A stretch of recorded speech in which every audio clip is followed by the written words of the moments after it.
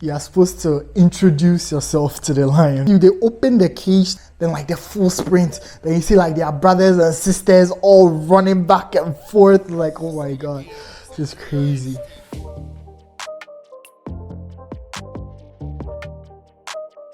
Hello, my name is Ephrem. I am a car enthusiast, an adrenaline junkie, and a lover of adventure.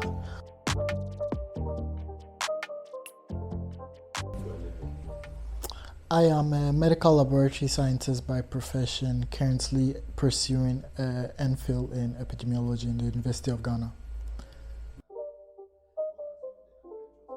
In Ghana, I have been to Mole National Park several times. I've seen, I think, 2 of the big 5 animals there. So that would be the buffalo, the elephants.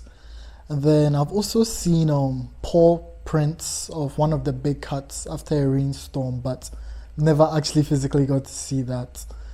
Then I've also been to Jarapa, Dubai, where they have lions, hippos, and quite a few other animals.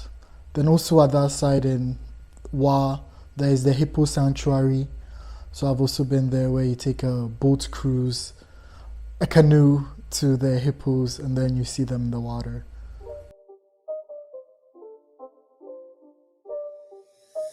Oh my god, they have llamas, gigantic turtles, quite a few animals. It's been a while since I've been there, so it's hard to remember them all.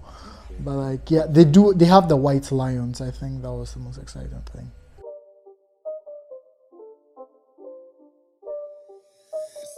Like ATV Abri, then TPR Abri, so quad biking is a big thing. I've been to Paga Crocodile Pond, both the Chief Pond and then the other one. The Mangoros slave thing by Abeli Pele's house. There's a lot. Kaku National Park, Volta. I've been to Willie Falls, Mount Afajatu, Kita. I've been to Emancipation Beach, the Jitha, been to Aqua Safari. I've been to lots of places. Like, yeah, it's hard to list all.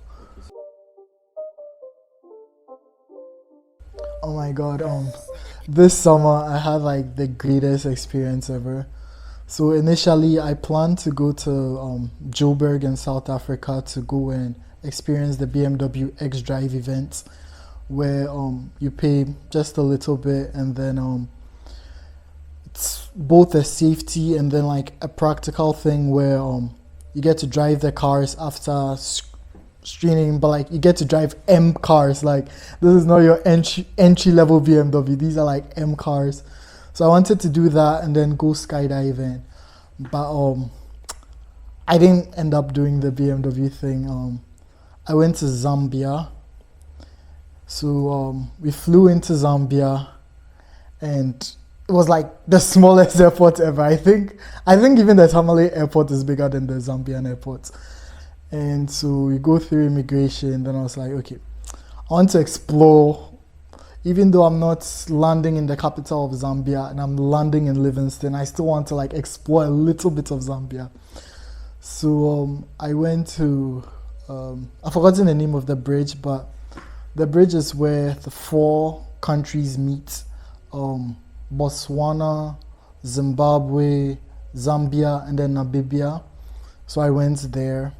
Then I went to the Livingstone Zoo, which was epic. Like, they have, it's not just like your normal zoo where it's not just like your normal museum where it's just artifacts, but like they had like these stuffed animals which like they're life size, right? So like if you're not paying attention, like you just glance over, you might think like maybe a lion or something is just there, with like snakes, like everything. Like, I think they're trying to bring out like how much of wildlife is part of their tourism.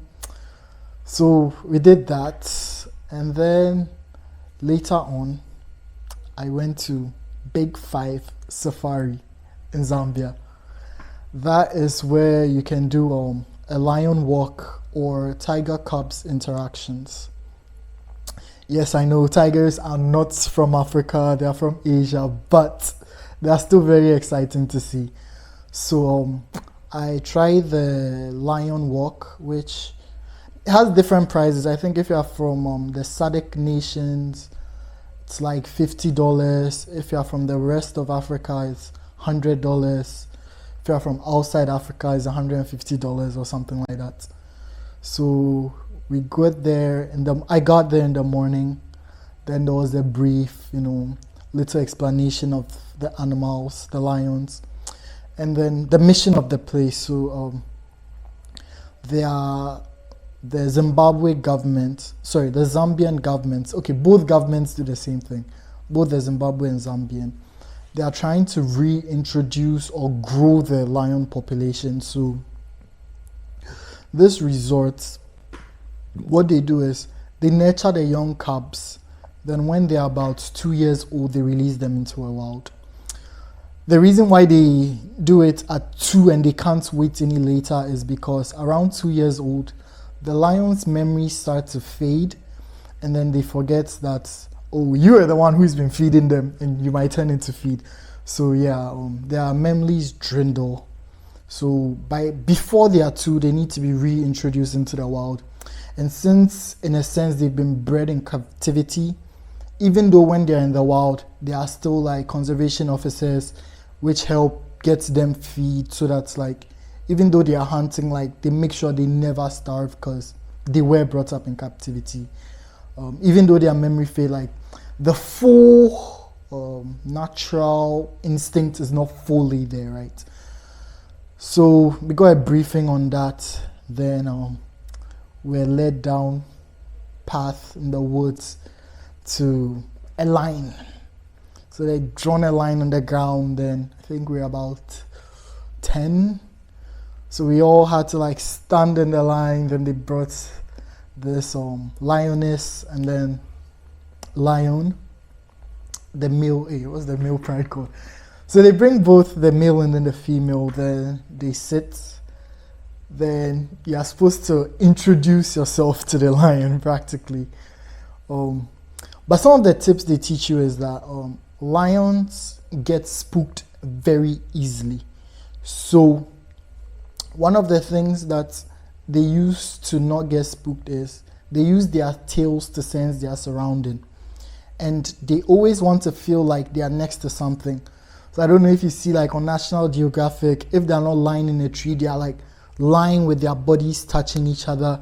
And then occasionally they'll swash their tail, right?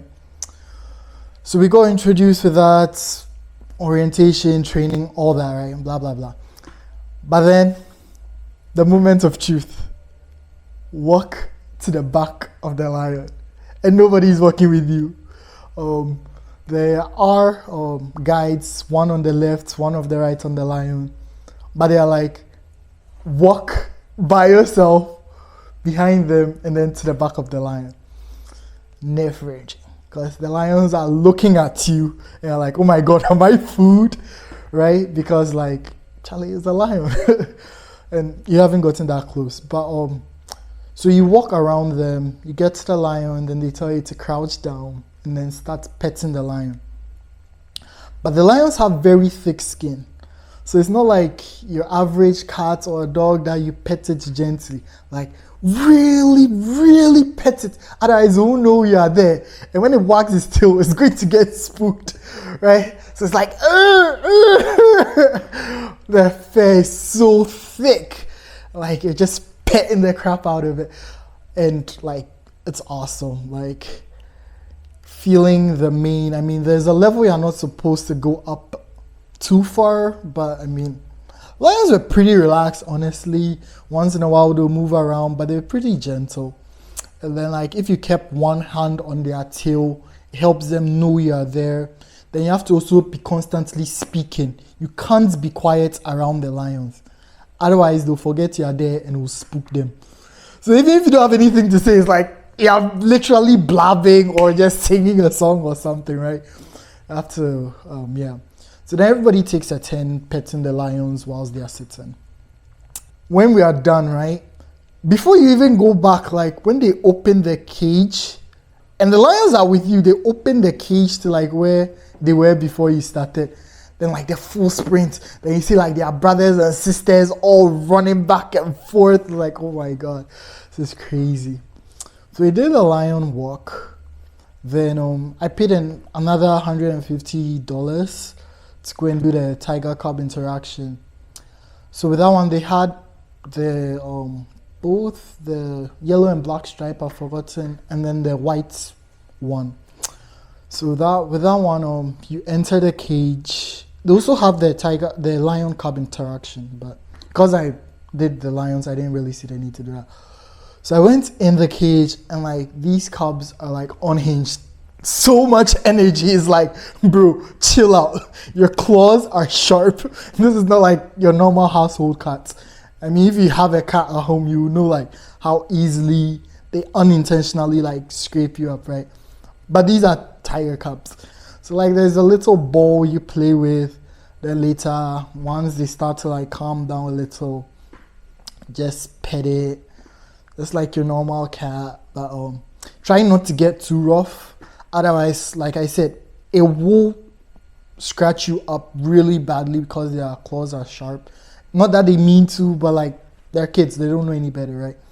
So you can play around with them a little bit, rough up a little bit, but yeah, that was quite fun. But I think it was very spooky when like you're using one hand to pet one, then your hand is there, and then you see one just like licking its lips or something. It's like, my finger. So yeah, I think the lion walk too was very exciting. So those, yeah, that was Zambia. Zambia is next to Zimbabwe, so there is also a lot of tourist things. They have this microlight planes, which I was planning on doing, but because of budgetary purposes, I had to hold back on that. So yeah, that was Zambia. Very exciting.